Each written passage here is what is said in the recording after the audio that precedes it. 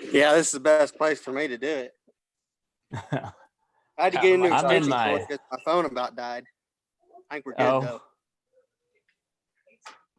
Well, we are working on connecting, and I'm gonna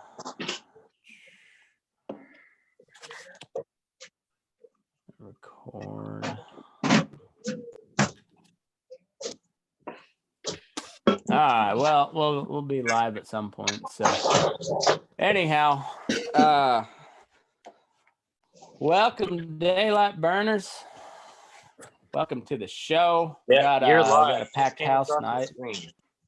Cool. We got a packed house tonight. We are on our second anniversary of the collective Fuck Shiloh pod, and we are gonna just take turns, random strangers shitting on Shiloh.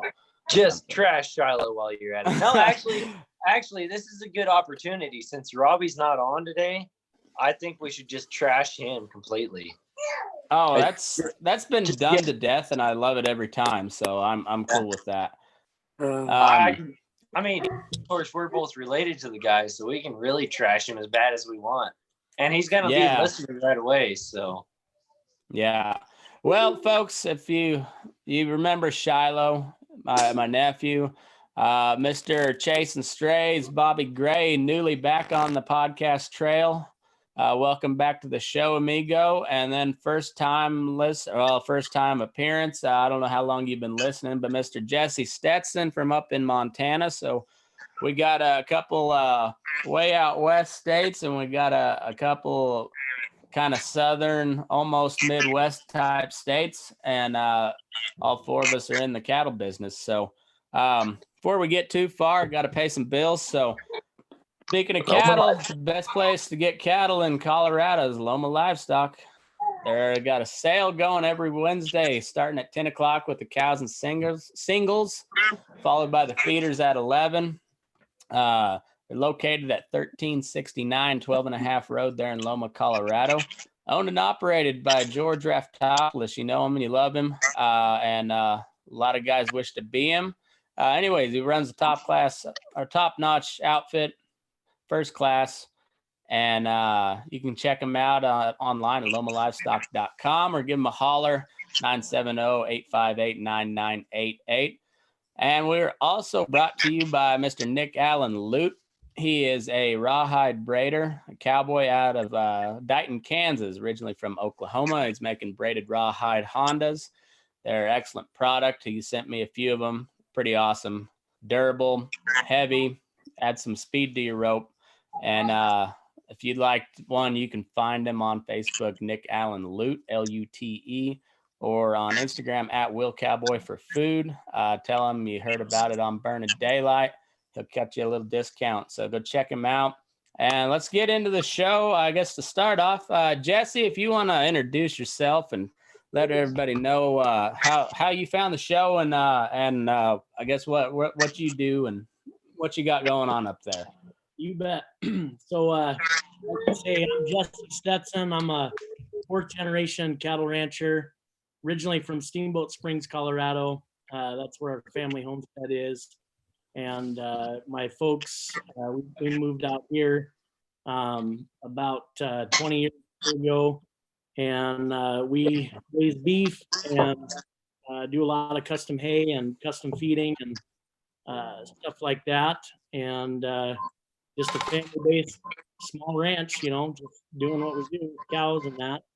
I think I found out about the old Burning Daylight business on, I think it was Instagram probably. Nice. Something about moving your ass or something. I don't know, but anyway, and I think that was probably about a year ago or so. And then stumbled into your podcast here like a month ago. So I'm a pretty new listener myself, but cool. Are you any relation to Frank Stetson? Yep, that's my cousin.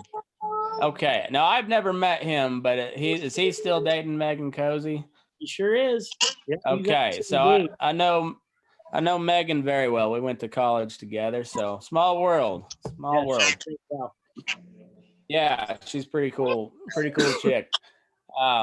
So anyway, we I guess for all those listening, we'd kind of come up with this idea because I've been harping on this direct to consumer marketing of beef, and Bobbie's interested in trying it.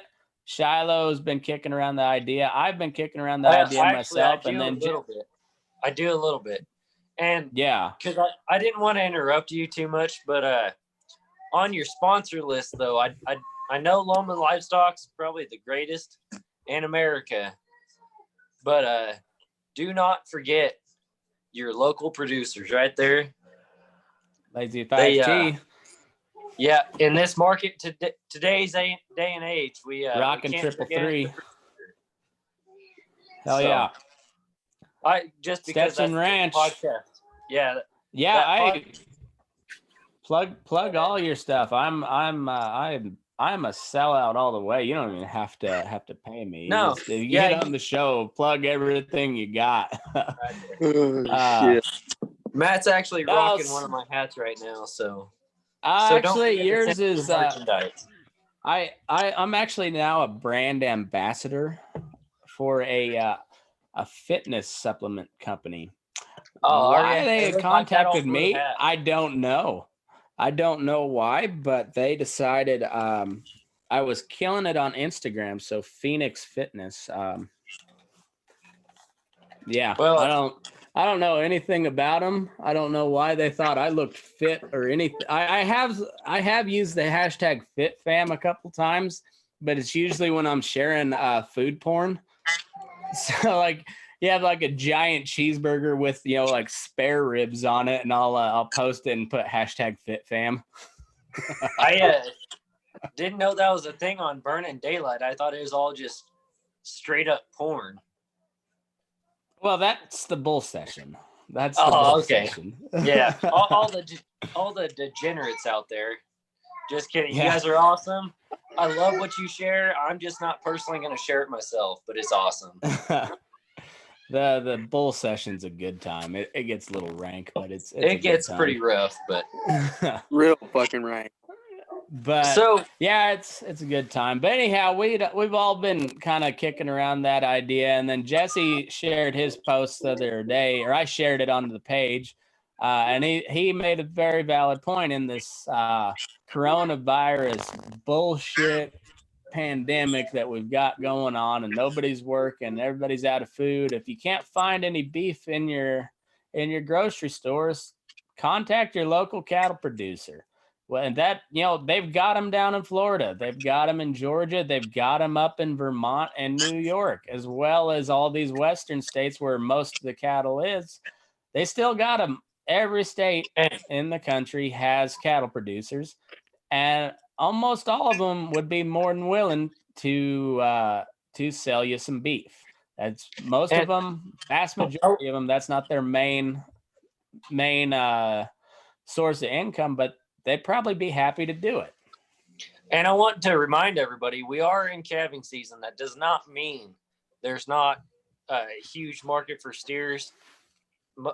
People calve year round, but even like on my little ranch, my wife's cattle, we do sell our fat cows. Our any cow we come into that is not pregnant, we fatten up. There is a constant supply of beef from your local producers, no matter what time your locals calve out. We got the cattle, and we are. I mean, even my mom and my brother, they're buying a fat cow from us this year. We actually just started butchering it the other day, so it's going to be ready in about a week and a half. So, I mean, the cattle are out there. You go. No matter what. So. We've got a show pen ready at a local feedlot. So, I mean, we can always go pull one or two out of there and take to a butcher shop if you're in northern Oklahoma.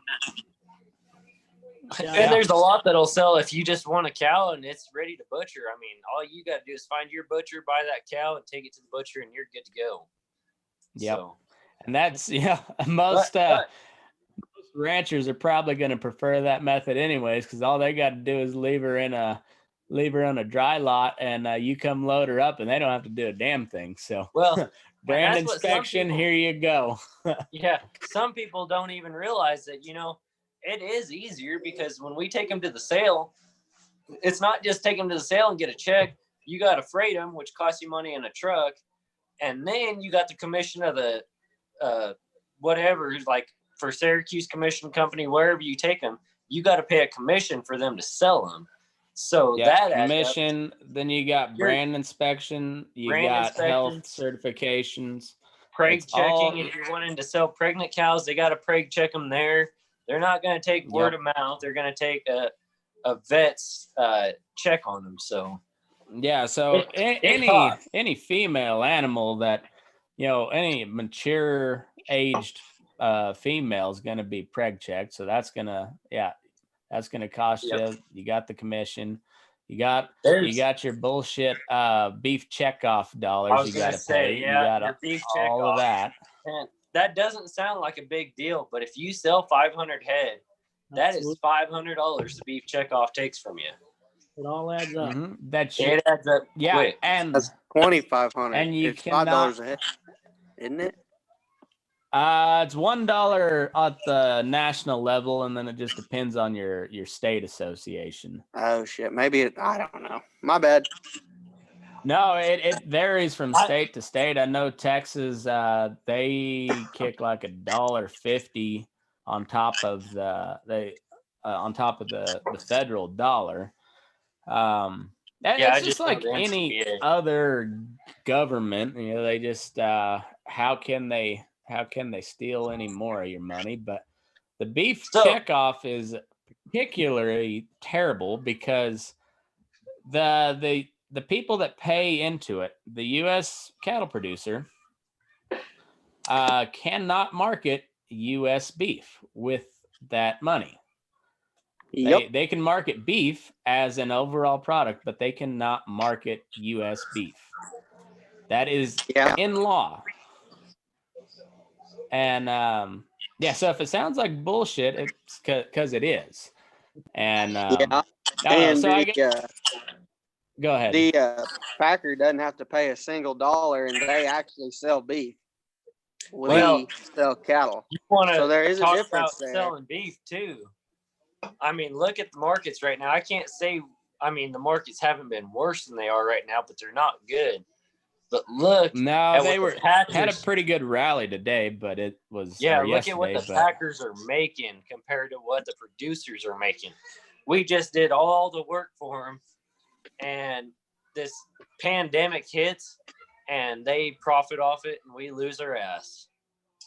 But I'm not saying it. I mean, you can still sell cows today, and I'm not going to say don't sell your cows or your calves or whatever because, we got to make a living. But the Packers are making buku's money off of us right now. And it's outrageous. Yeah. I think I read somewhere they're making about 8 times what the producer is. So, I mean, that's a hell of a differential. Mm-hmm. Yeah, it's insane. And so I guess that leads us in pretty good to this RCAF live stream that was a Monday night that happened. I watched it yesterday.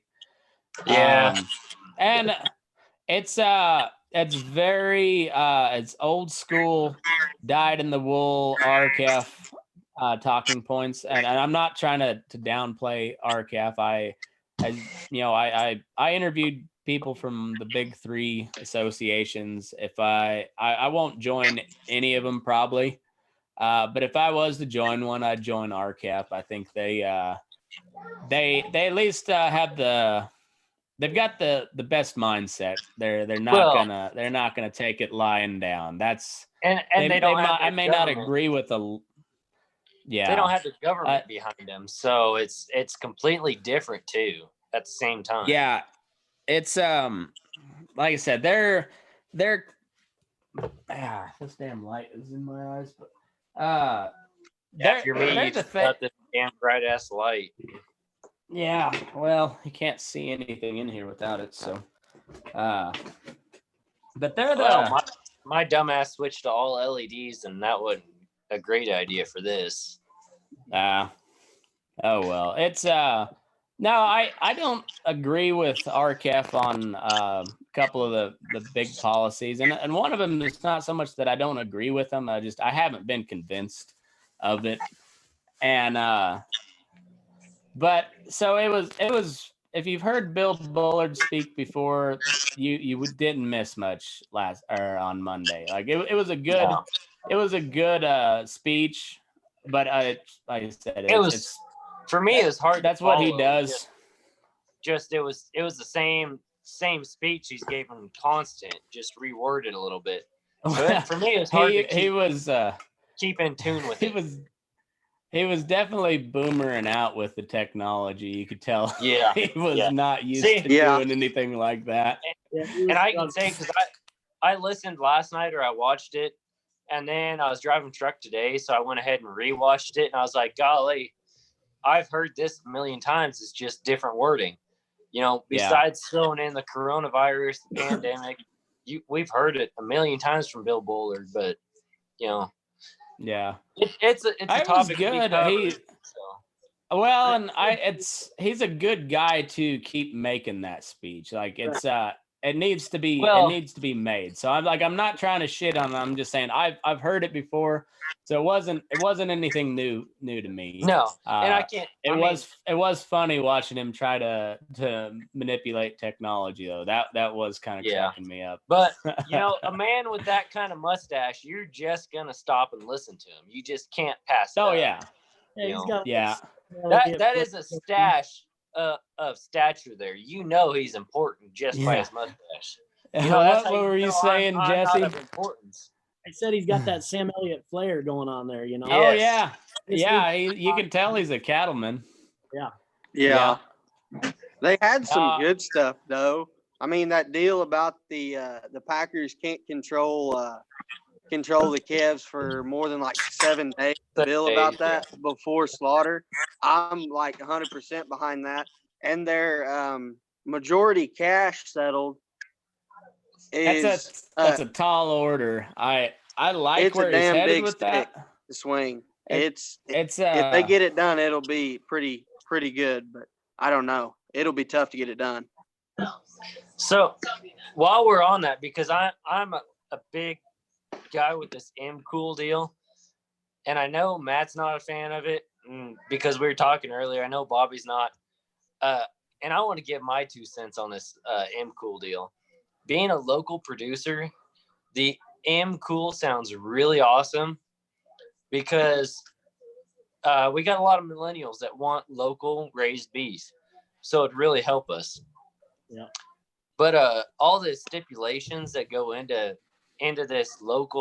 this American raised beef, it causes a lot of raised questions. And the biggest thing I see leading into that is, and Matt, he's in the feedlot business, so they probably buy a lot of Mexican cattle, I'm sure.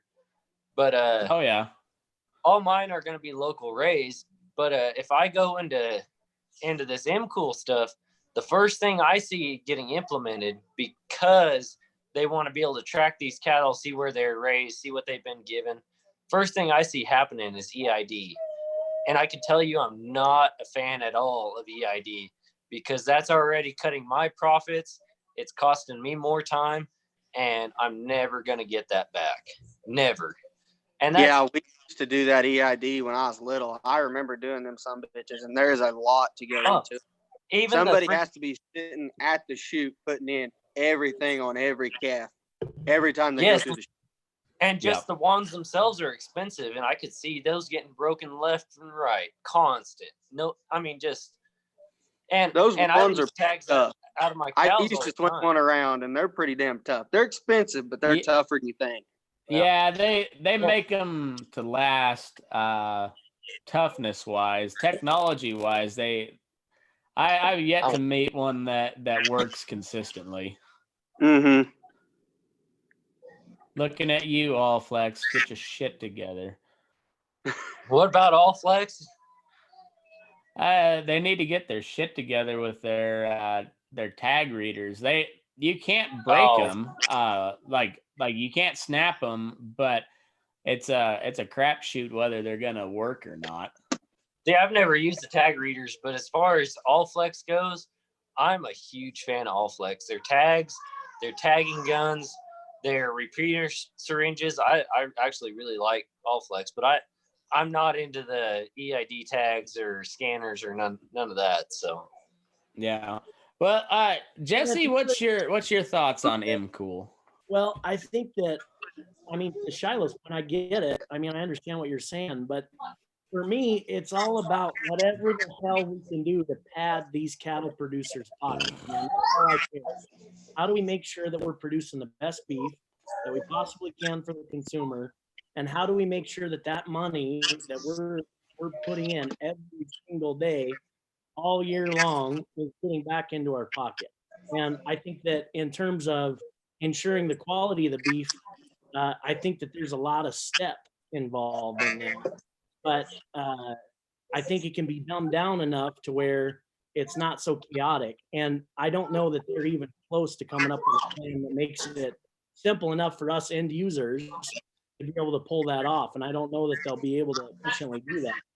But I appreciate the concept because, what did he say in his talk? There's something like 20 countries that import beef into the U.S. And based on that, like as Shiloh was saying, millennials and folks that are really wanting to know where their food comes from, what goes into it, and all that jazz. I think it's imperative for us to stand with our calf and make sure that that kind of thing is happening. I mean, I've talked to a lot of people since I posted that post, especially, but that folks want to know where's our meat coming from. Yeah. And that's what I like about the MCool is it would it would definitely help the producers, especially in a situation like this where we're in a pandemic. Imported beef, you can just keep importing, but it's the local producers that are being hurt more than anything. Just like you go to the grocery store and you can't buy 2 pounds of hamburger hardly at all, if you can even find it. Yeah. And we can't hardly afford to sell our cows, but the demand's there. So why are the cattle prices not there? Yeah, that's so. And I guess I've touched on it quite a bit. But here's my problem with MCool is I like it in theory. I've not been convinced because at the end of the day, you're dealing with the USDA enforcement. USDA, it's a government. Yeah, it's a government outreach, is what it is. That's another big problem. And no, I talked to Bill Bullard on this show, and I asked him that too. I said, you are currently engaged in a lawsuit against the USDA, but yet you expect the same USDA to enforce MCool, and so I was like. I was like, please convince me on how this works. And it's not that I'm against the American producer. I mean, I work for an American producer. I strive to be an American producer. I started a cowboy podcast because I love ranching, cowboying the American West, that way of life. I mean, that is every bit of who I am. I just don't know how MCool truly helps the American producer because at the end of the day, if it's not enforced correctly, it doesn't do dick, and we don't have any more leverage than we did before.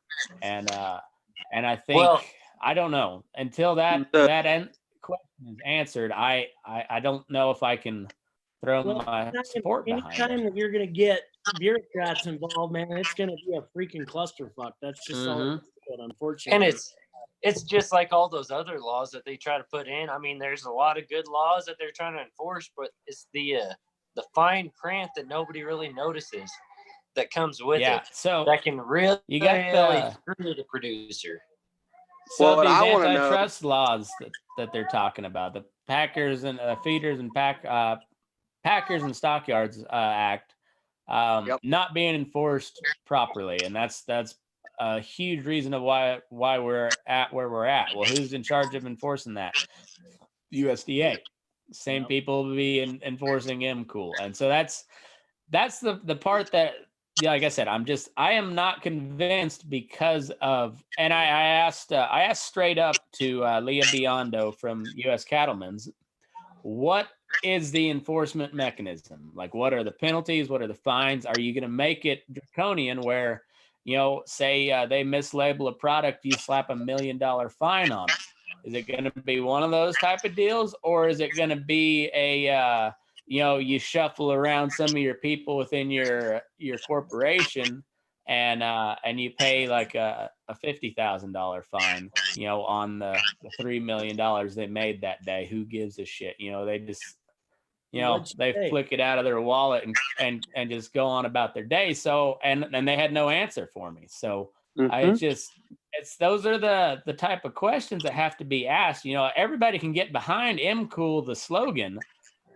Yeah. But like when you get in the weeds of it, that's part of, like, and especially a guy like me that I'm 100% behind the producer, but you've got to convince me. It was the same way when they tried to legalize weed in Colorado the very first time. I talked to one of the hippies that was pushing it, because I'm all in favor of it. I think shit ought to be legal. We're spending way too much money trying to criminalize it. And the guy's only argument is that it's not as bad as alcohol. I said, okay, I agree with you, but try convincing an 80-year-old dude in Brush, Colorado, right, that needs to vote for this. Try to convince him on that argument. It's not going to happen. Well, so like when you get into the weeds and you're trying to lobby up on Capitol Hill for all this deal, you've got to have those type of arguments behind you, and that's the part that I've seen that's been lacking with M-Cool.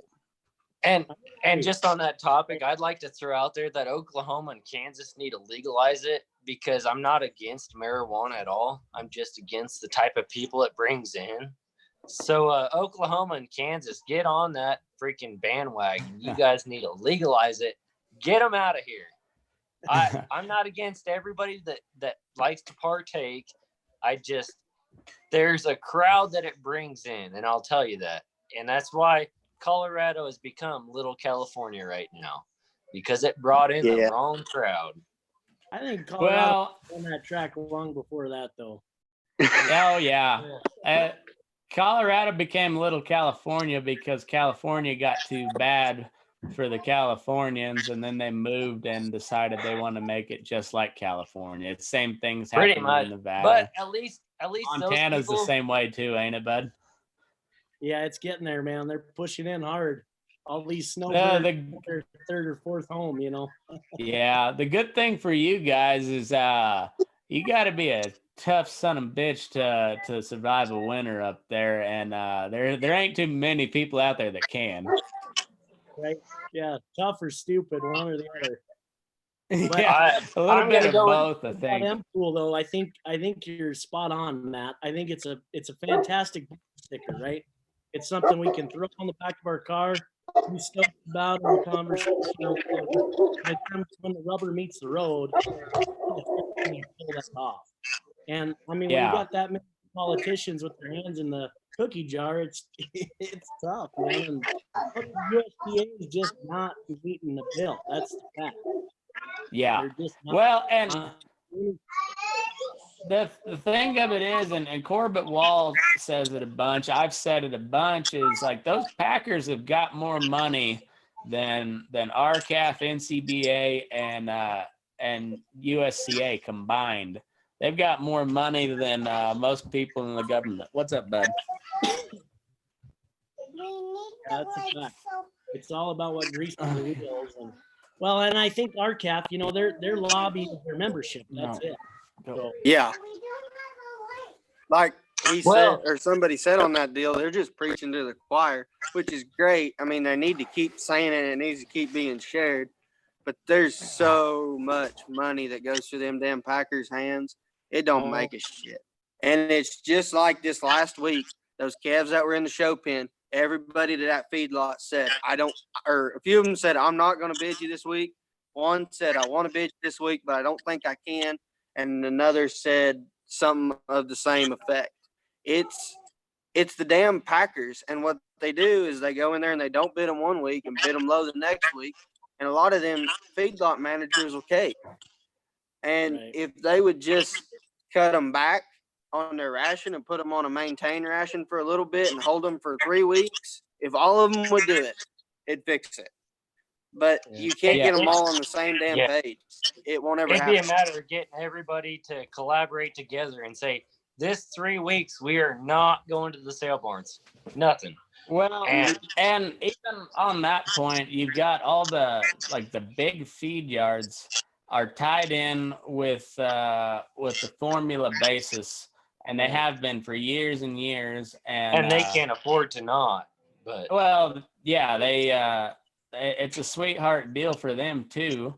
So and you can't hardly blame them for not doing it because, and that's how they make their money. I like Corbett Wall's idea of the 30% mandatory negotiated sales. I'm not a fan so much of the mandatory part, and again, it goes back to the government being involved, because when you invite a little bit of oversight in from them, well, they just keep, they don't ever give it back, and they just keep creeping in.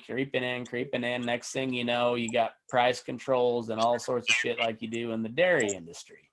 So that's the part I'm leery about anytime you start going on the legislative route. Yeah, and you got to be careful with that dairy shit. You're going to get in a whole nother topic that's going to be another hour-long discussion on that. So for sure. This whole COVID-19, I'm not going to downplay that it's dangerous, but to all four of us right here on this podcast, chances are it's not dangerous to us, but if we get it, we could spread it to somebody else, and that's what's dangerous. But the thing is, it has released this pandemic that's just outrageous. Is the biggest issue with it. Yeah, they've blown it way, way, way out of proportion. It's got a 90% or a 98% cure rate or whatever. And a lot of these deaths that are going into statistics, like 99% of them have underlying conditions big time to where they didn't necessarily die from COVID-19. I think it's a bunch of horseshit. They caught the pneumonia. They caught the pneumonia after they got the COVID, and they died from pneumonia. Underlying was before they had it. They had COPD, lung cancer, something on top of that, then got the pneumonia, then died. Yeah, I don't agree with that bullshit. And I think it needs to be, if you want to close down, you close down. You guys are talking all over each other here. That was me. I think we can all agree like the response to it's been way, way overblown. And I think all of us here are probably a little insulated from it too, because we kind of naturally socially distance ourselves. Excuse me. Anyhow, Matt, you know me. Yeah, I live in exactly. It is hard not to social distance in Baca County. So yeah, we're isolated anyway. So, but we do have cases. So I think like 5 cases. So I saw that and done a bunch of testing. Yeah, so it's a whole different deal. Like if I was in New York City, I'd be trying to get the hell out of there. I've been to New York several times, and I recommend everybody go. It's a cool fucking place. I wouldn't want to live there. I don't want to stay very long, but it's a cool place to see. But if I lived there right now, I'd be headed for the hills. I would. Yeah. There's when you're living on top of each other like that, and nobody drives, everybody takes the bus, the subway, the train, or just when you're just walking shoulder to shoulder down the street all the time, that shit's gonna spread. It's a very uniquely New York thing where I mean, it's just right to spread there. So I'm not surprised at the chaos there, but Yeah. you can't judge the entire country off of what's happening in New York City, as much as the media would like you to believe that. There's Matt's kids to interrupt so we can get done with the political shit and get on with the cattle shit. So yeah, let's say so.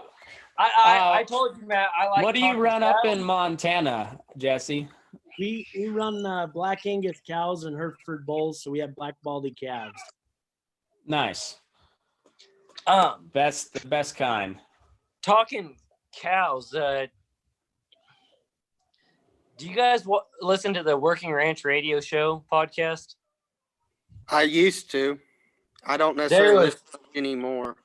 I wanted to bring it up, but I forgot the name of the freaking cows now. I was listening today just because we were going on this little rant, markets and everything, and I'll listen like once a week. I don't listen to all their podcasts, but they had this breed of cow that I was going to ask you guys about, and I wish I would have remembered.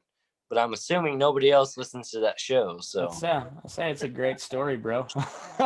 yeah, Can you describe it? No, I can't. It came out of Japan, actually. I think. Wagyu. No, not Wagyu. No, this was a weird name. Well, Wagyu's pretty fucking weird. I would bring it up on my phone, but I pulled a Matt McKinley and my computer crashed, so I'm on my phone for the podcast. Let me look at it. So it's on the Working Ranch. You got to start saying you pulled a bullard. Yeah. It would have been like a Sunday or something like that they had that podcast. I can't remember. Man, it is a weird breed. They originally only brought like 17 head of cows down. And some of the bulls they were bred in Japan. I think it was Japan. And then they were brought down and born in the USA.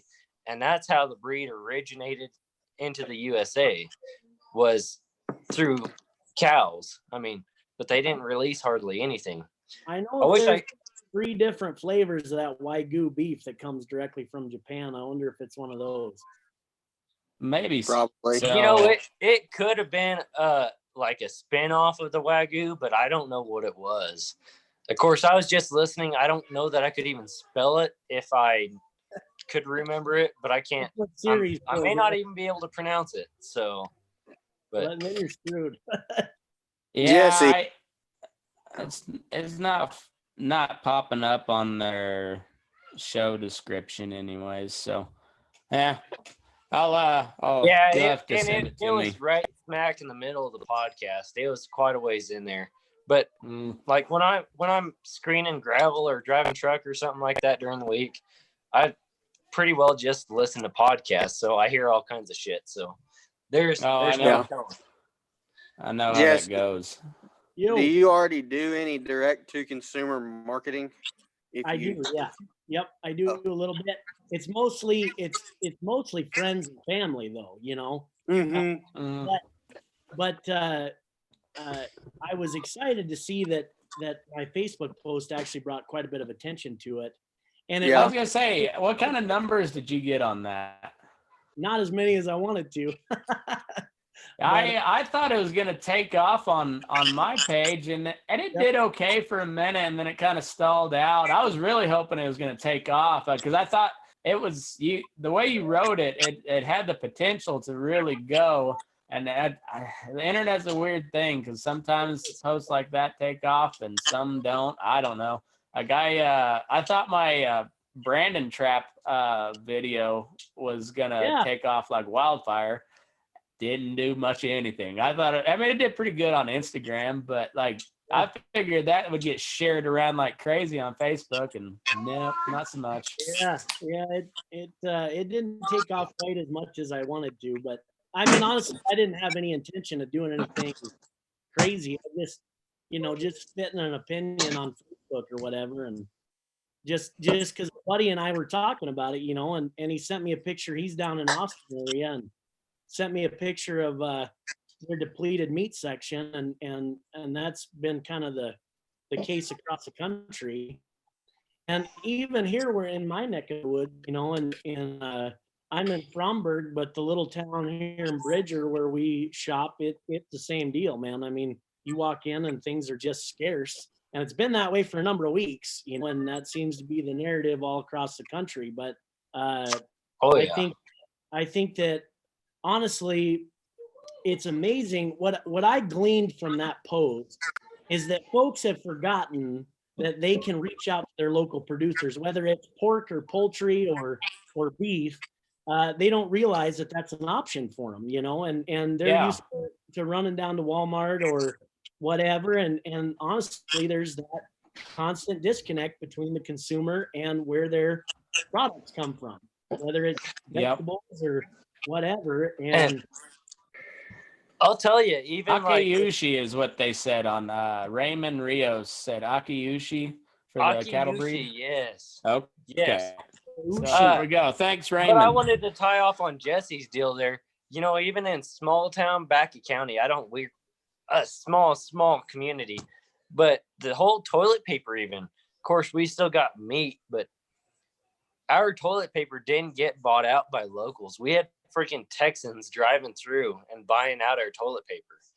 I mean, it is just crazy. It's not always the locals that do it, because you would not think in small town, you know, Springfield, we would lose something like that, but we did, and we're still short. Luckily, our markets aren't that bad, but we are a farming ranching community, so luckily we still got beef in our freezers. So the folks too, you know, they were unaware of the fact that even though it's USDA labeled, they didn't know it wasn't something that they were buying from directly from an American beef producer, you know. And I think that the disconnect that's happened over the last, you know, what is it? It's about a generation deep, it seems, where folks have just lost track of what we all, each of us, do for our fellow citizens, man. I mean, we're feeding the world. Yeah, and if you ever sent them a list of the amount of money that you spent in each calf between, I know there's a bunch of people that are all into the all natural, no vaccinations, but I'm going to vaccinate my cattle. There is too much shit that can just destroy your herd. And, you know, you'll spend on 50 head, you'll spend over $400 worth of vaccinations just to, I mean, as calves, just to get those to grow, to take them to market. And that is just covering your butt on the basics. That's not saying you ever get sick. That's a great point, though, because even that does not penetrate the meat, right? This is not the quality of the meat, folks. Like that's something that's got to be beat on the pavement. I mean, those shots are all subcutaneous anyway. They're not intramuscular. They're not. There's no penetration into the meat. It's not going to go into the meat. It does not. It's like me going and getting the flu shot. Yeah. And even so, if it does, if you do, you know, like, because, you know, there's some of those old guys, they're still using like inch needles on everything. You know, and it's not going to change them. So, you're not going to change their mind on it. It's just, that's how they've always done it. But you're losing a chunk of meat about like that. Yep. And you know, with that whole BQA deal was put forth by the Packers to cover their ass on their end and be able to push blame onto the producer. I mean, don't get me wrong, the guidelines are good, but they are not in place to protect you know, to protect and educate the rancher. They are there to educate the rancher on what the packer wants, which, you know, hats off to them. I mean, that's a brilliant idea on their part, because we got a lot of people behind it, and it's a widely recognized deal. And while it does, at the end of the day, produce more of a beef product, which we're all in favor of, that wasn't put in place for the ranchers' cause. That was put in place to save the Packers money. Yeah. Well, and even then, I mean, if you have to go doctor, I mean, I'm not saying that it's the best out there. But if you take a sick calf and you try to doctor it with Draxxin, what's that going to run you a shot? Because I know like 100 milliliters is like $460, 100 cc's. Oh yeah, and it's I a think about one of 15 the- bucks. yeah, Yeah, 1.1 cc per 100 pounds. But you're talking if you got a 600-pound steer out there, that's 6 yeah, cc's. you're giving them 7 cc's. Or seven, yeah. Yeah. So, So you're looking at about at feedlot prices, you're looking at about $21. Rancher prices, because you're not buying you're not buying a 500 cc bottle. You're buying the little 100 cc and using it as you need it. So on the feedlot where you go through a lot of it, we're buying a 500 cc bottle, or at least the smallest is going to be a 250. And I know there's other medicines. I mean, you may use Zactran or Nuflor or Resflor, but I mean, they all vary in price, but it's not cheap. The difference is like even Draxxin is like a 1.1 per 100 weight. Resflor is like I can't even remember, 2 something I think per 100 weight. So they kind of offset themselves a little bit. Being Resflor, Nuflor is a little bit cheaper than Draxxin, but it's not cheap when your calves get sick by any means. No. And, no, so it's like the whole pumping animals full of antibiotics thing. Like, and it has been beat to death. I just don't think it's been presented in the right manner for it to get across to people. Like, and I don't know what the best way to say it. Yeah. I mean, who honestly wants to eat a sick or dying cow? No. Yeah, exactly. No. And I'll tell you, even this all natural raised beef, grass fed, I don't care. I'll take my doctored cattle that have been given all their shots, and you know what I'm going to do? They may have been grass raised. I'm going to stick them on corn, and I'm going to fatten them up and finish them on corn, because corn beef is better than grass fed beef. I'm just.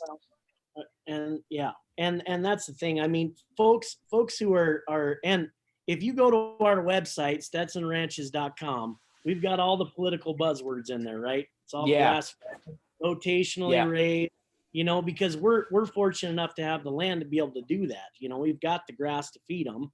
My dad says all the time, we're in the grass business, and this is how we sell our grass is by cows, by the pound. Mm-hmm. But here's the deal. If you sit down at a table and you chomp into a grass-fed prime rib next to a corn-fed finished, 90-day corn-fed finished prime rib, I'm here to tell you right now, there ain't anybody on the planet that'll ever stick a fork in that grass-fed beef ever again. No. It won't happen. And it would, for a lot of these people, it'd have to be a side-by-side comparison, and never tell them which one was corn-fed and which one was pure grass-fed, because otherwise they'd stick to the corn-fed every single time. It's perception, man.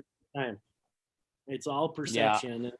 And I mean, it's no different than the Black Angus crowd. They have such a substantial marketing game behind them. Mm-hmm. That's why everybody's like, hell yeah, we want some of that certified Black Angus beef. Everybody knows it.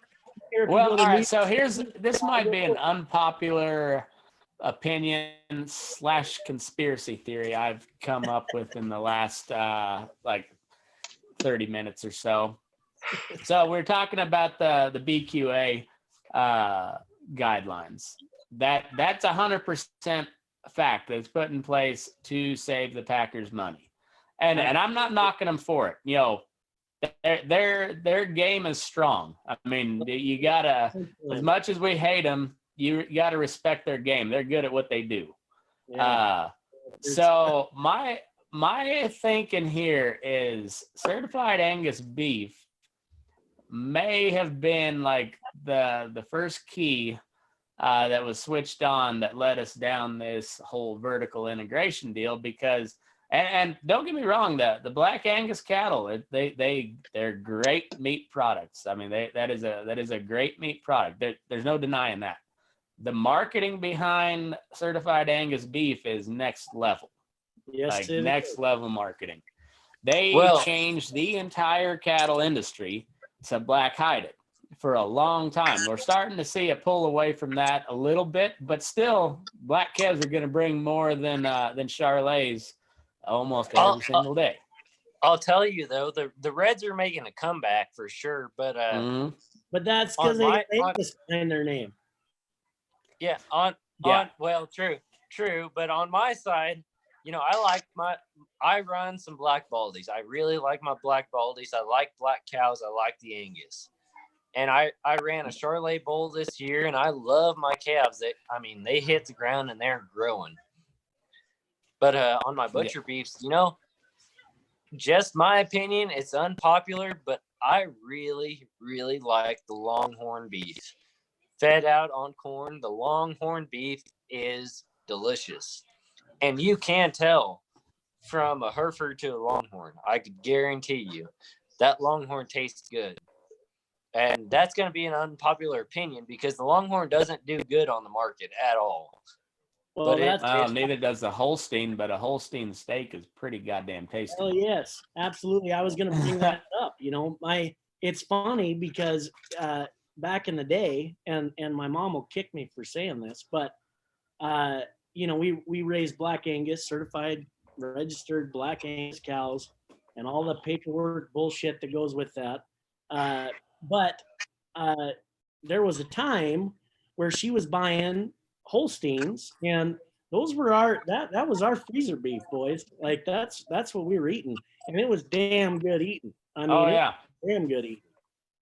We're just kind of cleaning up a Holstein that I had butchered last spring, and I fed him out to 4.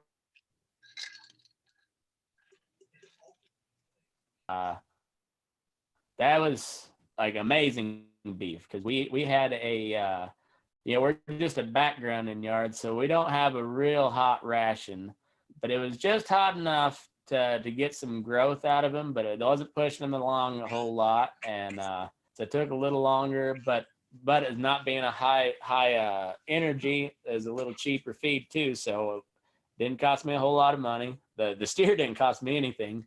And my feed bill was little and nothing, and that sucker marbled like you wouldn't believe, and son of a bitch, he was good. So I'll tell you, there ain't nothing wrong with the Holstein steak. The Holstein animal is a dumb motherfucker, worthless. But the steak is damn good. But even like on my side, like I'm not like I like the way Longhorns look and the pasture. They awesome, gorgeous animals, but I ain't gonna raise them myself. Because they don't bring nothing. But my sister-in-law has like 5 of them, so we always end up buying out a steer calf from her. And those Longhorns are just hard to beat when it comes to the beef, the steaks, and everything. It's hard to beat. And everybody's got their own opinion, but you can always taste the difference in a high quality cut of meat. And that I can't remember what you said it was now that I heard on the Working Ranch radio show. That's what they said was so great about that was such a lean cut. What did you say it was? A Kushi. A Kushi. I don't know. See, I'd never be able to spell it. It'd be horrible. Well, he spelled it Akaushi, and I don't know if he spelled that right. I don't know, but anyway, it's a Japanese breed, and you said they're lean? Because Wagyus are the opposite of lean. Right. Yeah, see, apparently they're very, very lean cows, cattle in general. See, then you're like diving into grass-fed territory. Like that lean beef it's a different type of deal. I mean, if that's your deal, like if grass-fed's your deal, if real lean beef is your deal, have at it. As long as you're eating beef, especially American beef, that's the key. I don't care how it's or what it was fed. Obviously you want it humanely raised. And when I say humanely, I mean cowboy humanely. Like you're still gonna have to rope and choke something out every now and then. That's how it goes, folks. That's just how it goes. They're animals at the end of the day. If you let your wife tie you down you can't complain about us tying a calf down. There's no difference. That's a No valid difference. point. That is a valid point. There is a difference because Or if you tie your wife down, I guess. Whichever way you Well, swing, I don't know, but either Hey, way, it's all right, just go ahead, tying Jesse. down. I said there is a difference because they might do to their wife what we would not do to our cows. That's Except true. for Matt. That's Except true. for Matt. Hey, this is not about me. This is my podcast. It's not about me. No, I was gonna say, Jesse, since we're kind of the grizzled old veterans here, and these two younger fellas, going back to my conspiracy theory. So, like, the Angus Association did a hell of a job marketing certified Angus beef. Hell of a job. Like, can't be beat. They changed the entire industry. But the way they did that was by offering premiums for having 51% or more black hide, up for 2/3 of choice, and a couple other things that they throw in there. And the Packers are like, all right, so we can sell the hell out of this product because it's a high quality cut of beef. We're going to offer you a premium. So they lure you in with that little premium by hitting those little benchmarks, and boom, here comes the formula basis, and they get to dictate what the producer raises because they're the one buying it. And it was a genius move. I don't know if it was a little bit of interconnectivity between the Packers and the Angus Association. I'm not saying that, Clint. I'm not saying that's a true thing. My buddy Clint Mandel is a big Angus guy, but I'm saying I think that might have been the first step in this path down to the formula market that we have right now. So because that's one thing that's always been preached since I can remember is like, this formula, selling on the grid is a good thing because it produces a higher product and it's incentivized. But it also, if the more and more people that sell on that grid, less people that sell on a cash basis, which means the Packers have more leverage because that grid is set off, it's based off of the cash price for the week. And if the Packers can control what they pay on the cash basis, they've got enough leverage to do that right now. Well, then that fucks everybody else that's selling cattle on the grid even. So yeah, but and then they're in too deep now. So then this leads into the whole direct to consumer deal. The big thing about it is most families don't have the freezer room for a whole half or even a quarter of beef. So you've got to be able to put together some sort of a smaller box, 20 to 30 pounds in one hit, and do it that way. Because a quarter, I figured it the other day, on average, give or take, about 200 pounds. Yeah, 200 I mean, pounds. that's a pretty safe bet, I think. Yeah. So I call it like 150 to 200 right in there. Yeah. Yeah. And on that topic though, that's kind of like that Working Ranch radio show. I'm glad I listened to that because you brought that up. Hey, they are not paying me. You don't work for them. You don't have to keep plugging no, podcast. But it's a good topic they brought up. Matt, if you think about it, oh shit. Your dad, how many freezers did he have and how big were they? They were the big chest style freezers. We had and you think about it today. At the house, and then he had a couple others in town. And he was selling organic beef before you had to have a label on it. Before you had to go through all these hoops when he could just feed it organic grain, and if he never doctored it, then that was considered organic. But now you got to jump through a bunch of hoops. Today's day and age, how many people actually have even two big chest freezers in their house or anywhere? We found out that people didn't even have toilet paper. So Yeah. we found out real quick that people didn't have shit except for us out here in the sticks. We were just laughing at everybody until, well, like in my case, I've got I've got 3 little girls, you know, one of my own and my nieces, and then I've got 2 grown women and then a 3-year-old boy running around. We go through a lot of fucking toilet paper, and we were on the end of our supply, just our, you know, we'd usually do like 2 great big deals from Costco at a time. And we were at the end of that time to restock. And that's when this pandemic went into full swing, and like, well, fuck, now we're now the toilet paper crisis is getting a little real at times, you know. But I have to reserve taking my shits at work, so everybody's got sleeves, man. That's it. Yeah. Well, and you know, but that goes, I'm just going back to Bobbie's little topic there, is though people can't stock that much meat.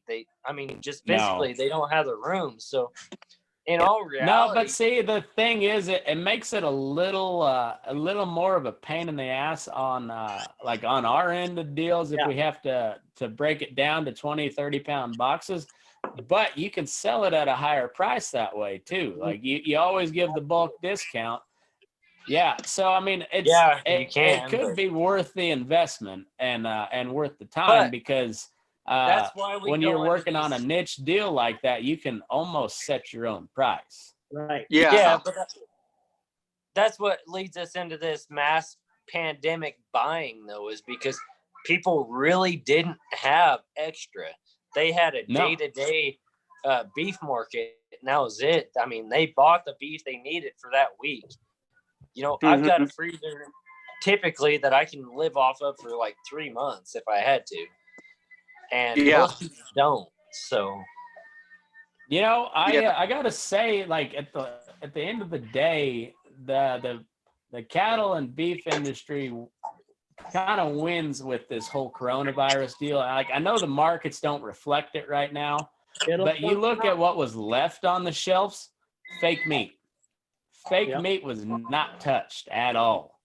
There was no ground beef, there was no steak, there was no roast, but there was all that Beyond Burger still sitting right there in the glass case. So that's a win. Yeah, I heard old Burger King giving them away for free.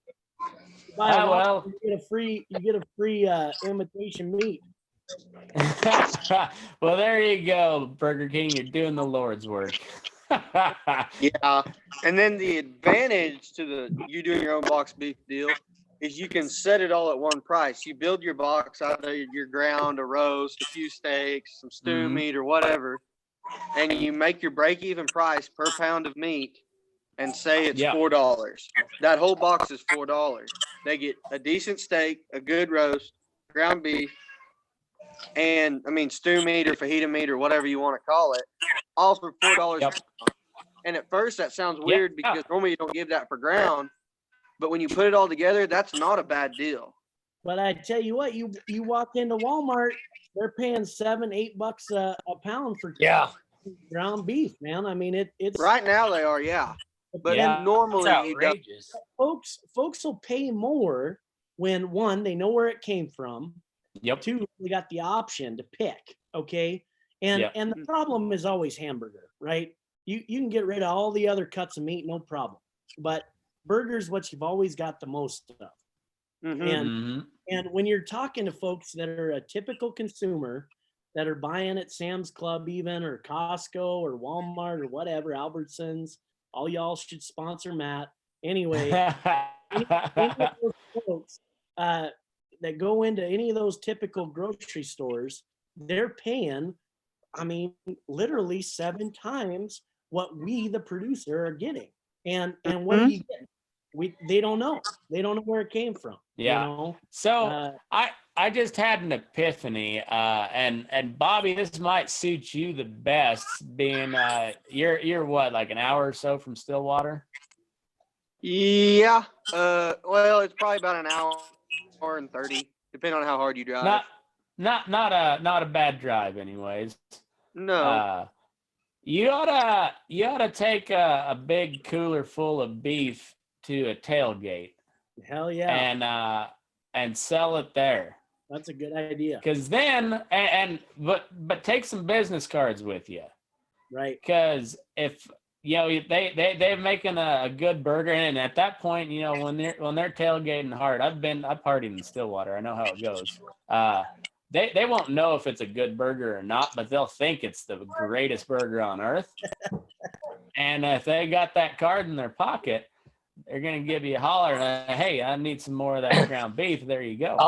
I'll tell you, Matt. Beer does funny things to you, don't it? Right. It really does. It really does. Hey, but I guess the point of my whole deal with the where we're at in the cattle market is like we got ourselves into it, and now the problem I have with RCAF, with NCBA, with USCA, all of them is like they're making out the cattlemen to be the victim, which they are, but we as cowboys and cattlemen and ranchers, that is not in our DNA to be the victim. Right. So you got to get a little creative of how you do it, but you're gonna have to take a way around that packer somehow.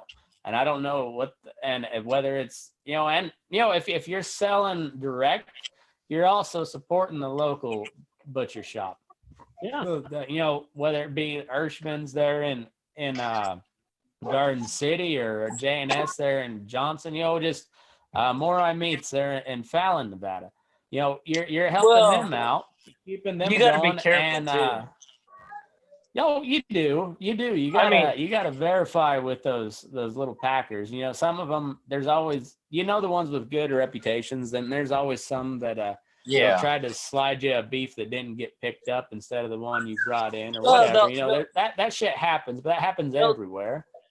Yeah, they'll try to slide you old beef and keep your good beef and resell it, and they will. They'll do it, but yeah, they will. So you gotta keep them honest. That's for sure. But at the same time, it's a good thing having those little packers going. And so it's I really think, and it's where I disagree with the most with all these cattle organizations is you can't.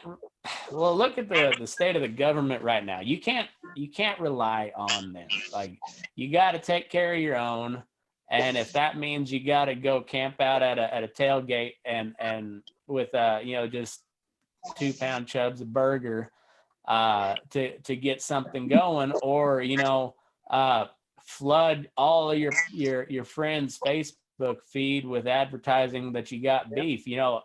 They might bitch about it, but they'll also remember that you got beef for sale too. So it's you got to get a little creative with it. Otherwise, we're just going to be this same bitching and moaning 30 years from now. Yep. It's going to have to be, it's going to have to be a market-driven deal. And the cowman has a lot more leverage than he realizes if he gets a little creative with it. Mm-hmm. Yeah. That's the only point I was trying to make when I kind of shit on the big three cattle organizations. Just and it's not them in particular. It's just at the end of the day, you're calling on the government to step in, and that I'm real leery of that, because once the government steps in, they don't typically step back out. So be careful what you wish for. Absolutely. Yeah. And now I'm going to play devil's advocate. The only thing about a small custom box beef deal is you've got to figure something for the offal. You've got to figure out something for that, because a lot of these small deals, we've got one around here, and they do packing plant. That easily pays processing of the calf. There's another one just north of here, and he's smaller than them. He could only probably do 20 head a day, but he can't get rid of hides. Sometimes he can get them to come take them so he doesn't have to throw them away. Tongue is hard to get rid of. Heart is hard to get rid of. You've got to figure something out for that. And I don't know what the solution is there, but that's a big deal. I mean, that's a couple 100 pounds of stuff right there. Yeah. And the first place you look, Jesse, you probably won't know as much about it up there being in the Great White North, is you look to the Mexican community. They love tacos de lengua. They love the heart. They love all that, those primal cuts. And you just got to know your market. I mean, you got to, like I said, you got to get creative. You got to get savvy with it.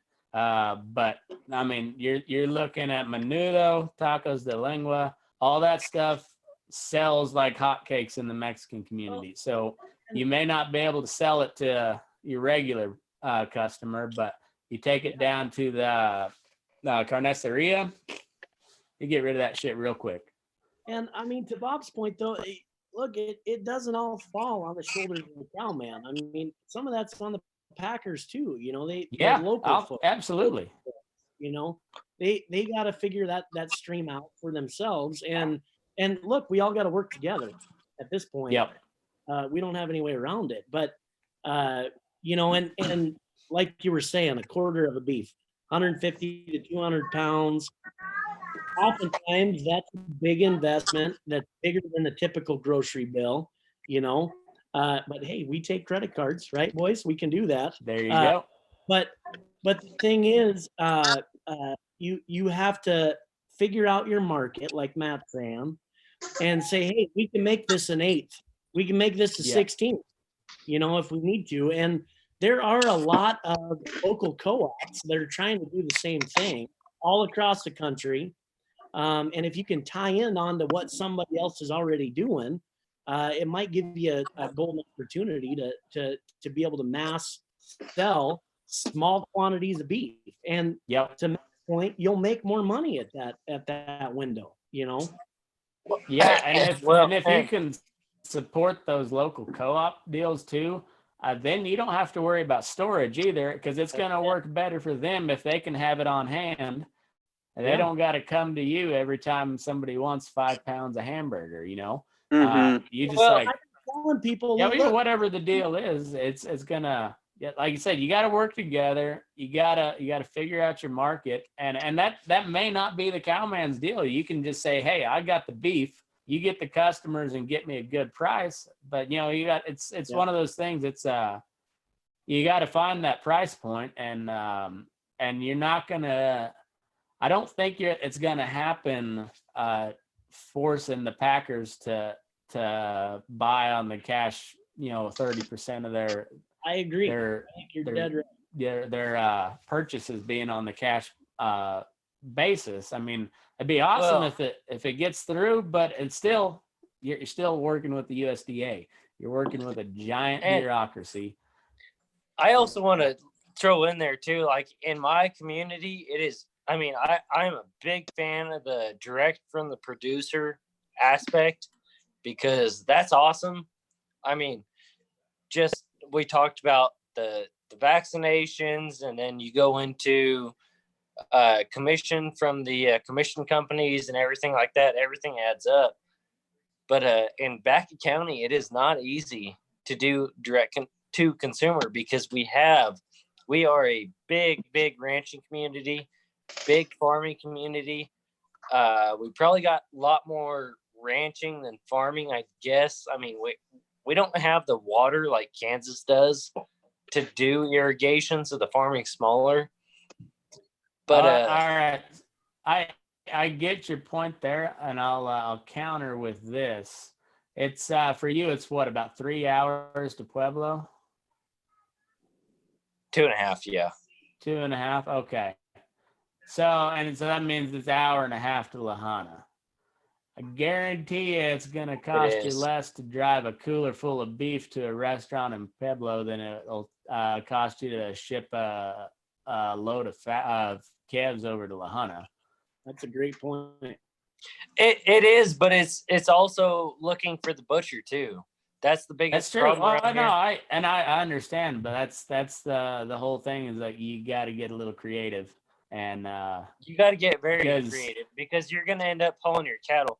And I love the idea, but just in Baca County in general, like this, I mean, we're in an isolated area. I mean, we hit the 4 corners and everything, but if you can afford to buy a beef, then you have beef typically around this area. I mean, just we got a lot of degenerates. Not gonna diss anybody in Back County, but we do. We have a lot of those. We got that little pot farm going. It's not pot, I guess. It's a hemp farm, but you know, it brought in a lot of different people, and most people can't afford to buy even half a beef. So no, that's true. But you know, and in those real small communities like that, it's a little tougher. It is, but so is everything. Well, what I've been telling folks is, you know, get with 3 or 4 of your buddies, split that sucker up 3 or 4 different ways. You know, you can make it well, and tough. we've done that even with my brother-in-law's the freaking braces people. I can't think of what they do or what they're called. The people that put braces on teeth. Orthodontist. Oh, orthodontist. Yeah. Orthodontist, yes, there's the term. My brother-in-law's orthodontist. We sold him. Do what? It's not even a Japanese word. No, it's not. But it's hard to think of. But we split a beef between 4 of them. A quarter beef between 4 they could afford.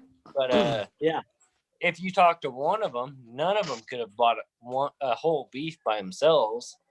Absolutely. But you got to have a few connections too on that note. So, well, have you put it out on Facebook that you got beef for sale?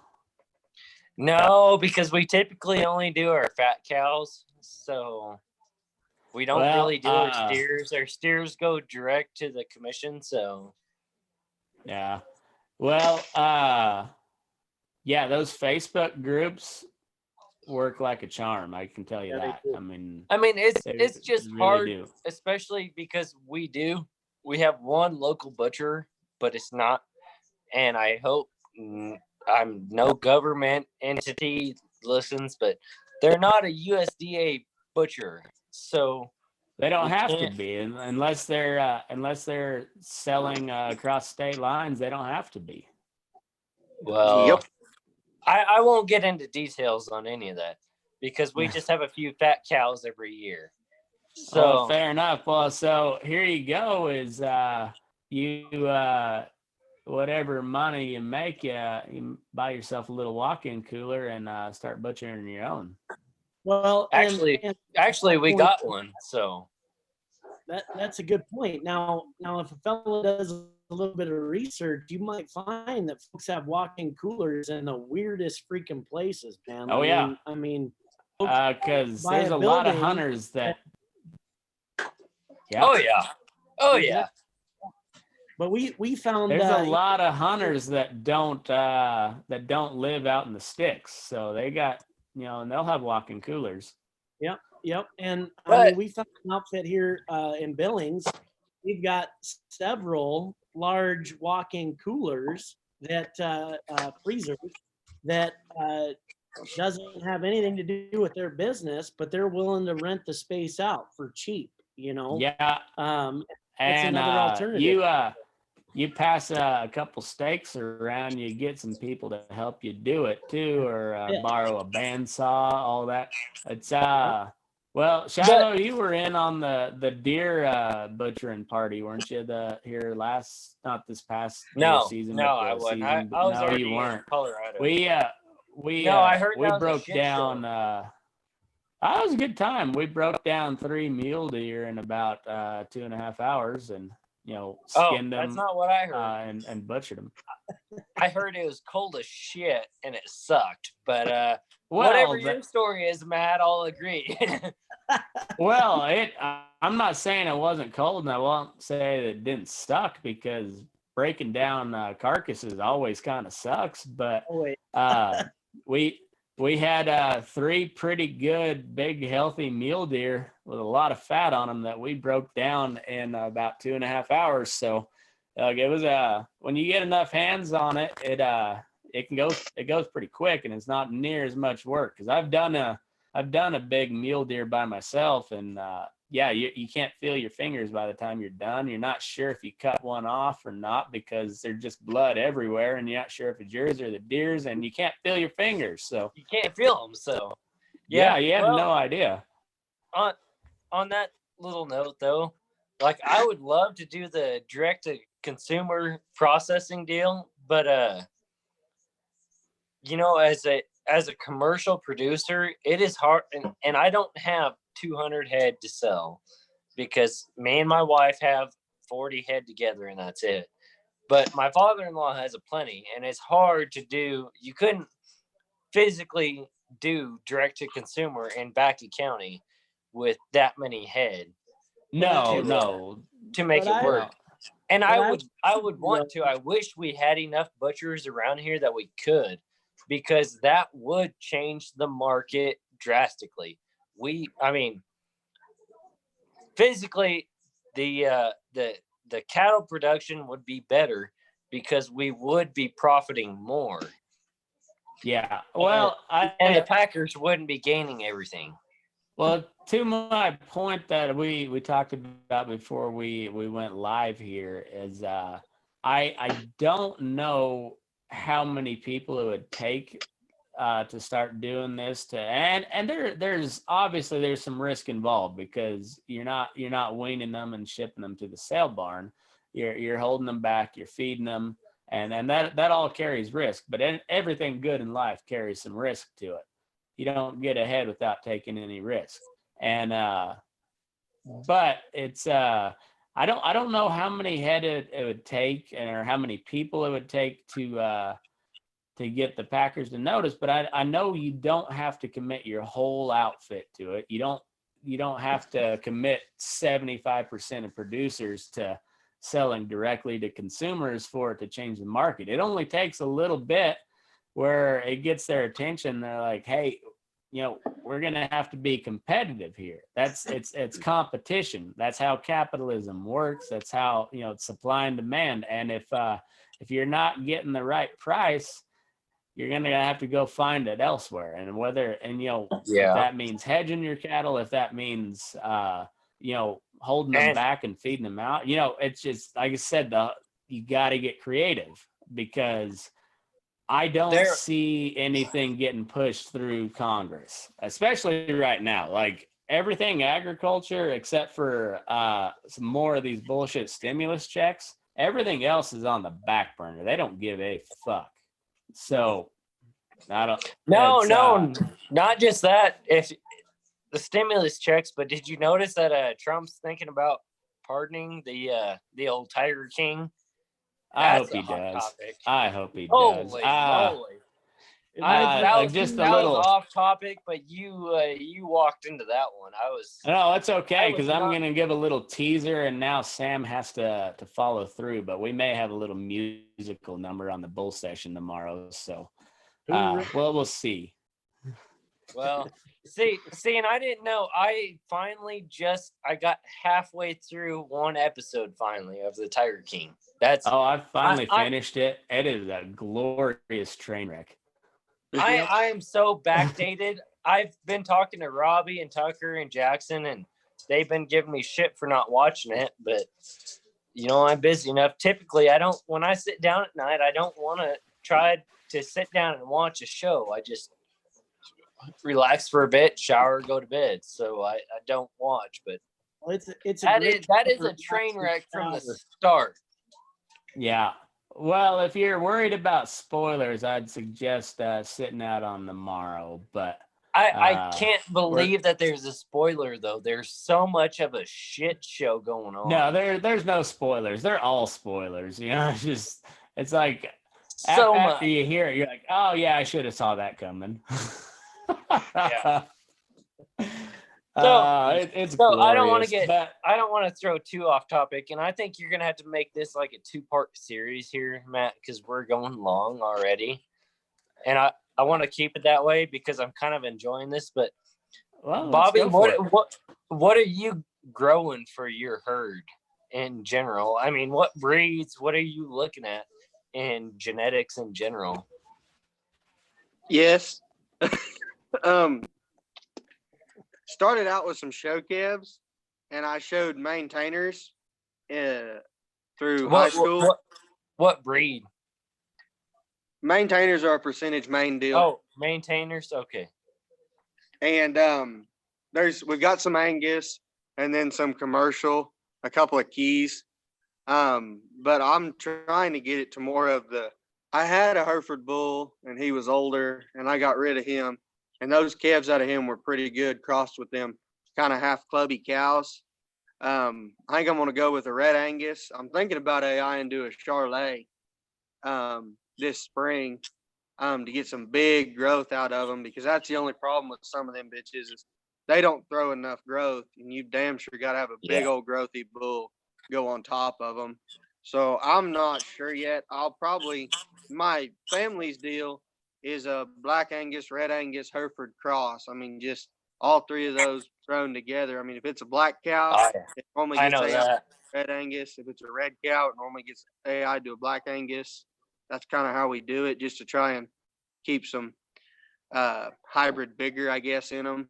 And then we run a lot of Hereford bulls. Yeah, and see, I know the Hereford deal there. Of course, I didn't grow up with cattle. I did, but it wasn't my own cattle, my family's cattle, or nothing like that. I grew up on what we call the Ford Ranch. You probably heard Matt talk about it.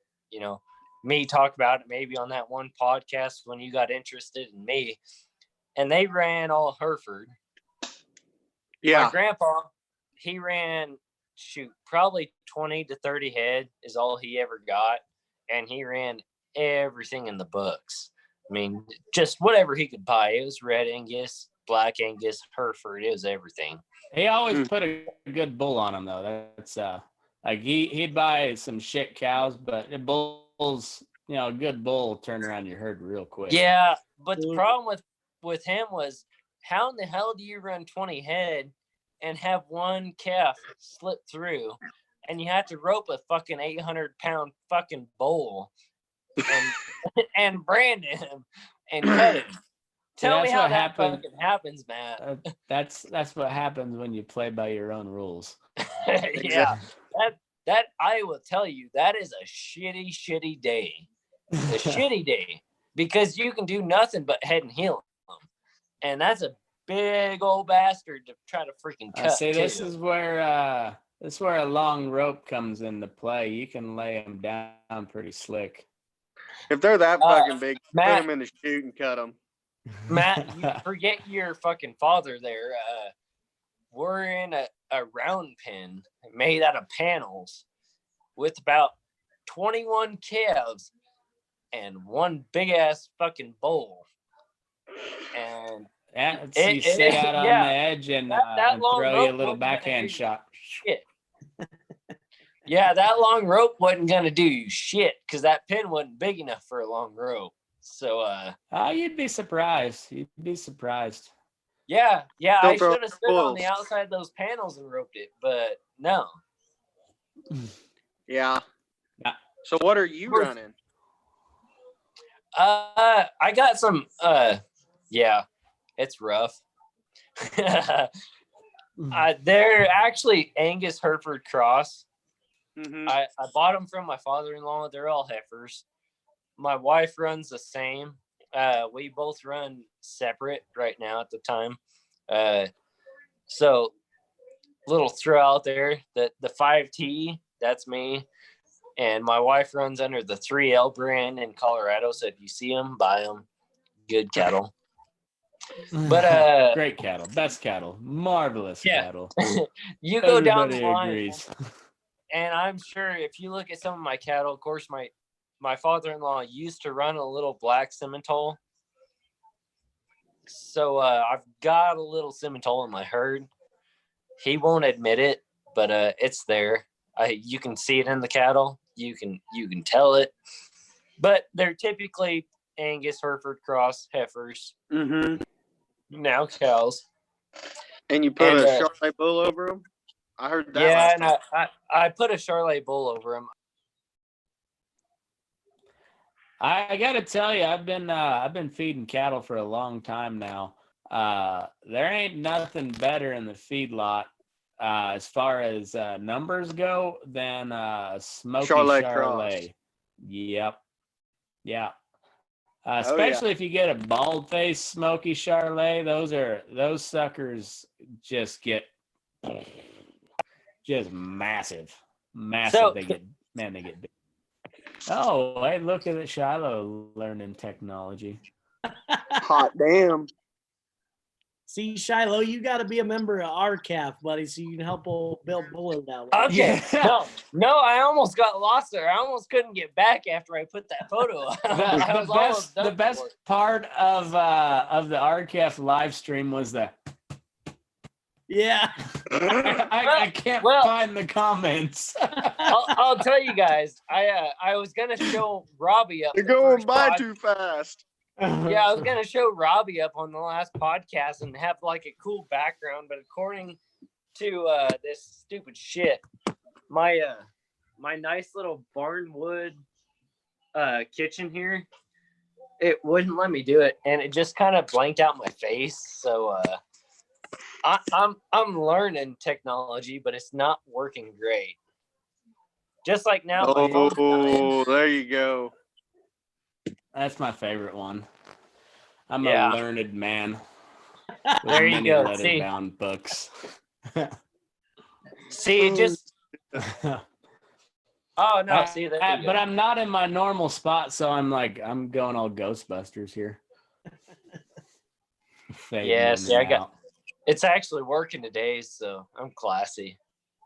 Yeah. But But yeah, see, I've got a little bit of everything in my herd right now. It's all crossbred heifers, cows, whatever you want to call them now. But it was on a Charolais bull. So I mean, when I throw, I do throw a little bit of everything. That's not bad. Not bad at all. I just giving you a No. hard time Well, putting a that's- Charolais on a bunch of heifers. And I like them. They're just a bitch to get calved out. Yeah, man. Yeah. Cavanese Charolais bull's still a damn Charolais. Mm-hmm. They're good looking babies for sure. Big legged. Yeah, they'll grow. That's the thing. Oh, and see, that's early on too. I mean, they're bigger now. They're growing fast. That's what I like about the Charolais is they're fast growing. They get big. Oh yeah. But yeah, I guess Jesse, you said you guys feed some cattle up there? Well, we have a feedlot, but we don't use it. We're lucky enough and fortunate enough to have the pasture to be able to run them wild, kind of, you know. Okay. But like I say, we've got some gnarly Hereford bulls and then registered Black Angus cows. Okay. And they produce some pretty sexy black baldies, you know. Those F1s are they're the shit. I love me some F1s. Nothing better than a good old pie-eyed black steer. Right? Yeah. Fuck yeah. And you know those, you know, especially like when you get a little further south and I've noticed a lot out west. Like you get a lot of shit talking on an old Hereford cow, but I honestly for a mama cow, they're hard to beat. They got plenty of milk. They're I'll they're argue. good mama, and they're not gonna try to kill you for the most part. They're the ones that do get hooky. They get real fucking hooky. Yeah. But the rest of them, they just kind of stand back. They'll beller at you, but they don't do much. And there's good mamas. I like a Hereford cow. I don't know, Matt. I'll argue. I like. All right. I like that. I like the Hereford cross. But when you go to Well, moving I like a black baldy calf, but I like a Hereford mama. I like the black cows with the Hereford bulls. To be honest, you go to moving Herefords, and you'll soon start cussing. They are just some. I mean, you ever heard the term pushing a log chain? I worked with Holsteins all day, so Yeah, but you try to put them on tame. So like, just, I don't know if my just horses like could keep up with the never Hereford get right now. anywhere. I don't know if my good horse could cut a Hereford right now. I'm too damn used to a Holstein. Oh shit! Yeah, coming out of Florida, those Florida cattle we run, we get a bunch. They'll boogie. Oh yeah, They're flighty. I'm not talking about just being fiery, fucking run off. I'm just talking just doggy, but they go left, they go right, they go left and right. And all you do is you run a freaking circle left and right, trying to keep those in line. And they haven't moved but 100 yards in 20 minutes. Go to the nearest bookstore and buy you a Temple Grandin book, and you'll get all educated. And one of these days, you'll learn. Yeah. Nope, not happening. You got a good bullwhip? All you gotta get is a long rope. So you need them. No, I don't. My wife's uncle has. Better make it 70, just to make a day out of it. My wife's. I want to throw a little. I don't even know what to call it out there. But my wife's uncle, Dean Ormiston, he taught me many things, taught Matt many things. And he could swing a bull rope like none other. Crack one right over 2 bulls. And amazing man. But if anybody watching or listening to this podcast, he is running for state representative, District 64 in Colorado right now. Is he really? Oh, yes, good. He is. Yes, he good. is. If Denver thought my dad was a wild man, they haven't met shit yet. So no, but keep an eye out. If you guys got any friends in this area of Colorado, we're actually pretty big. Actually, the biggest district in Colorado. Dean Ormiston. Land mass wise, yeah. People wise, no, because that's why we're land mass wise, because we don't have a lot of people. But we are a huge cattle population in this area, so it's important, very important. Oh yeah, there you go.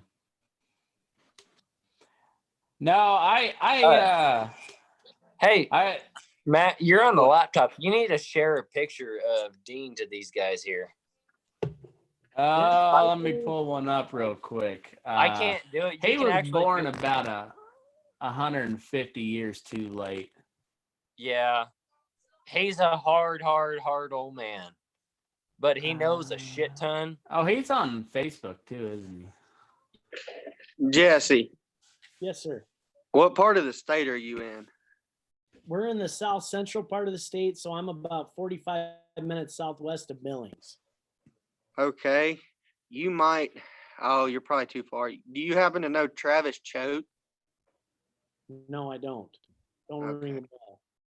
He's kind of over by Terry. Okay, well, Terry's not far from me.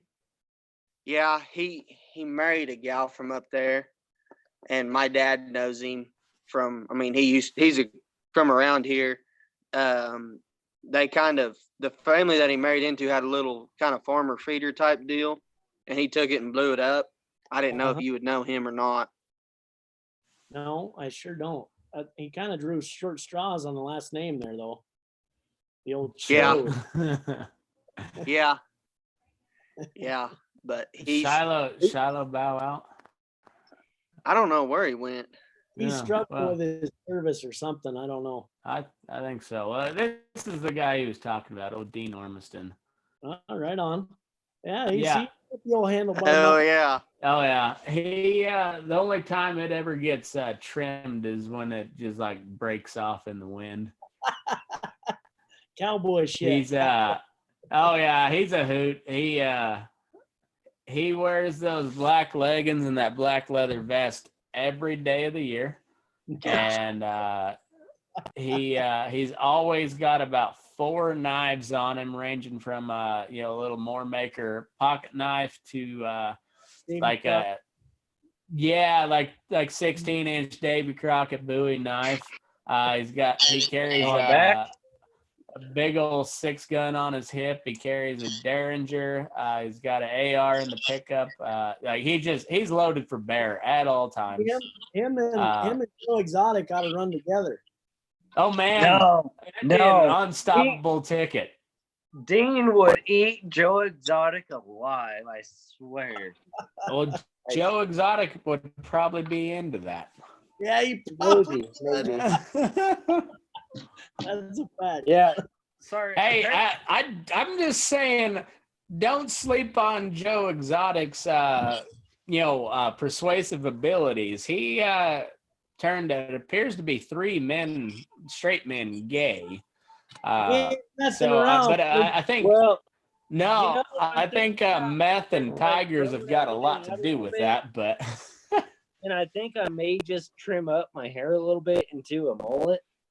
And I just say, bleach it blonde. You've kind of got a Joe Exotic look going right now. I may just finish it off. I may dye my hair blonde and just rock it, mullet, and just rock it. Get you some of those Wrangler 15 MZs, buddy. You'll be set. Yes, sir. I need a lot more tiger print and stuff like that, though. Of course, I haven't watched much of the Tiger King, like 20 minutes, so I got a long ways to it gets better. It gets better. It'll hook. Well, I was going to say the Carol Baskin. That bitch. The first 10 minutes, I was thinking I started watching the wrong show because this ain't fucking right. But it gets better. But how do you get into Tiger King if you don't know what's going on? Because I didn't know what was going on, and I almost got out of it. But so many people talked it up that I continued to watch for 20 minutes. And then my wife was like, yeah, I don't like this. So I switched because I knew I was on a Zoom meeting. So you got to tell her, just commit to like episode 3. It'll suck her in. Oh yeah. There's so much going on. It's awesome. Yeah. It is Oklahoma at its finest. Yeah, Bobbie. it is. Well, I don't know. I originally seen the handlebar and the mullet, and I was hooked. I'm like, yeah, that's where I'm going. And he kind of reminds me of an extremely gay, crippled Alan Jackson. Like even his music videos are kind of like Alan Jackson style. The only problem is he didn't actually do his own music. That's the only problem. That's semantics. Right. Like, right. And that's I'm not part of the allure, though, man. No, it's the tigers, man. It's the big cats. I can't say much because I haven't watched it, but I've actually researched the fucking guy quite a bit, because when you get the whole freaking US distracted on the damn Tiger King, it's worth looking into. Like, oh no, it's almost like they can implement martial law right around you and you never even notice. Yeah, we're in a pandemic. We're in a pandemic, and the damn Tiger King is the biggest thing on the news. Like, so new conspiracy theory. Tiger King was produced by the federal government. It was produced by FEMA. No shit. They couldn't have. You heard it here first on the Burning Daylight podcast. Can you believe? If you fellas haven't done it yet, you need to venture over to Big Cat Rescue and read all the comments on all their freaking posts. Oh, I haven't yet, but I'm going to. It is solid freaking gold, man. Oh, it's like on every cowboy trade and sale page, especially like in like Western Colorado and on west, when you get into the where you get quite a few of those Mustangs. You anytime somebody posts an article about the Mustangs, just take a deep dive in the comments there, and oh man, it's gold. Like if you wanna get a head start on trolling, like honing your trolling skills, that's a place to go. Oh yeah. Oh yeah, because they will bite on anything and everything. So all you got to do is make one little comment and just watch the comments roll in. And then you got to produce those tiger stripe Herefords, man. Oh yeah. Those are good bitches. Yeah, those old Brayfords. Dude, they sell for a shitload. Yep. You can sell a 6-weight for $1,500. A 6-weight heifer, unbred, $1,500 all day long. No shit. Mm-hmm. Hell yeah. I'm just right on the edge of them. You go 40 miles east of me, and they start getting very prevalent. Oh yeah, I see them all the time on Facebook and shit. A group of 6-weights, a group of bred ones. $2,000 easy, no problem. Huh. That's interesting. People get big money for them. Might have to look into that business there. Shut up, Shiloh. I'm closer than you. I'm gonna do that. I'm looking at maybe I'd lose money this year, so I'm interested in anything that'll make me a little money because I just want to be in the cow business, and it is financially hurting right now. So you know the best way to become a millionaire in the cow business? Start with 10 million. 10. Yep. That's a fact, Jack. Yep. You bet. At this point, fellas, go ahead, Shiloh. Oh no, I was just gonna ruin your podcast and say that at this point, I'm just wishing somebody would use lube on me because I'm getting royally screwed, and it hurts. It hurts bad. Well, they don't call them pack for nothing there, Shiloh. Oh!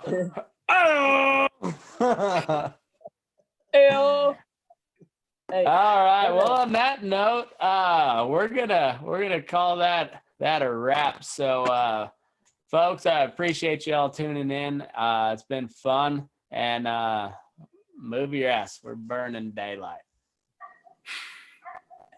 Yeah, thanks, folks. I appreciate you. Yeah.